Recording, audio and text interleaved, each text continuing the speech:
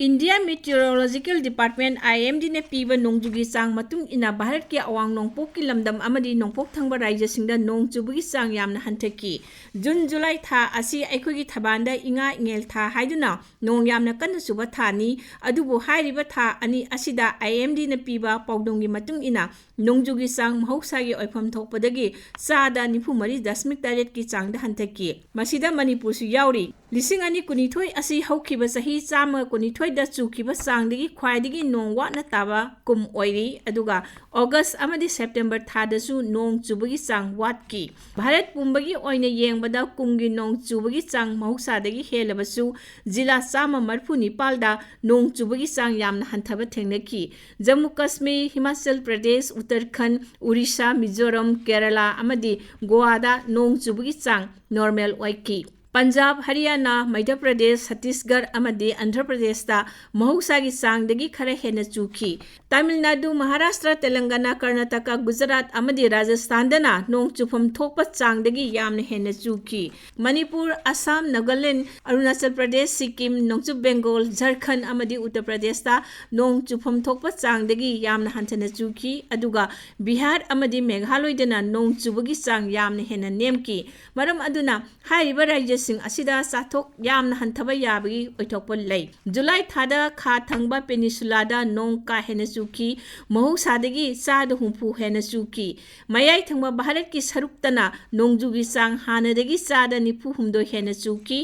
awang nongchup thangba lamdana chada tramathoi hena nongchuba thengnaki adu July thada Bharat pumbagi oina yengbada mahausadagi chada 38 hena nongchubagi record leiki Masi maram Indian Ocean Dipole da negative lakpadagi thokpo oigani haina IMD na phongdokli negative Indian Ocean Dipole thokpa matamda Bharat Mahasargagi nongchup thangba sarukta samudra imai sabagi sang hantai nongpok thangba samudra imai gi sabagi sang wangna lei maram asina nong puba nungsitna kha nongchuptagi awang nongpokta silakpadu toktuna nongchuptagi nongpok lomda sitkhibana maram oiduna Australia romda sitki maram asina nongpok amadi awang nongpoki lamda nongchubagi sang mahusa supam thokpa sangdagi hanthabani haina IMD na mot piri August hada su Bay of Bengal da low pressure area ama khaktang thokhibana nongchubagi sang hanthaki mayai thangba amadi nongchup thangba Bharat ki rajya singda nong kana churaga nongpok amadi awang nongpoki rajya singda nongchubagi sang mahusagi oipham thokpadagi hanthabani mahusana July thada low pressure area ahum leba thengnei maduna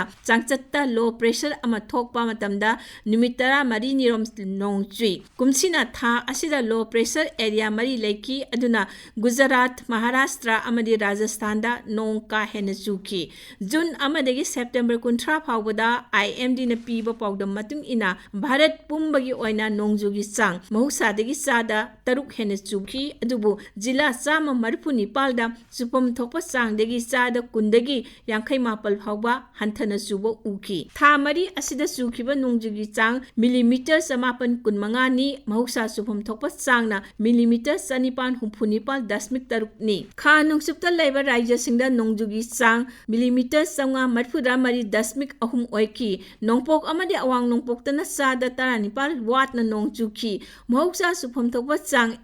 lising amaga chahum humputare dasmik ahum oipham thokpada kumsi sahidadi lising ama chama kunmari dasmik nipal chuki haibadi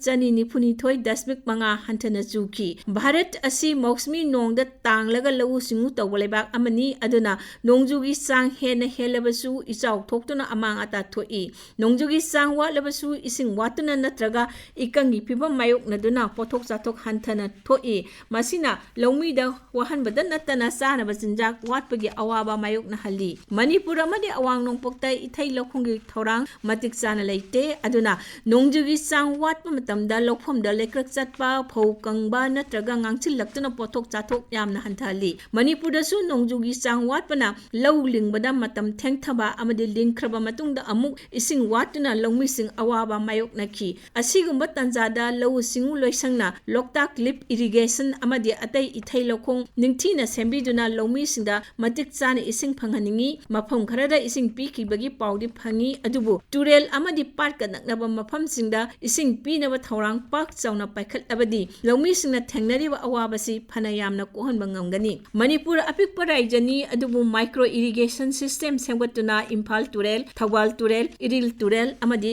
लोकताकी इसिंग सिजिनदुना लौ उबदा नत्तना निंगथम मही मरोंग थाबदसु इथै लखोंग पीनब थौरांग मपुंग फाना पाइखतपना लैबाकी सेटमिटलोंदा यामना चावना कानहनबा ngamgani मियामनसु लेंगाकनसु पुन्ना अफबा चाखोटपा लमदम अमा ओहनबा होटनमिनबा चंगी असानबा मियेंग अमगा लोइनना मणिपुर चाखोटहनगे सेटमिटलोन फगनहनगे हाइबा अचेतपा फिरेप अमगा लोइनना पुन्ना चटमिनरबदी सोइदना माइपाकनी याइफबा ओइगनी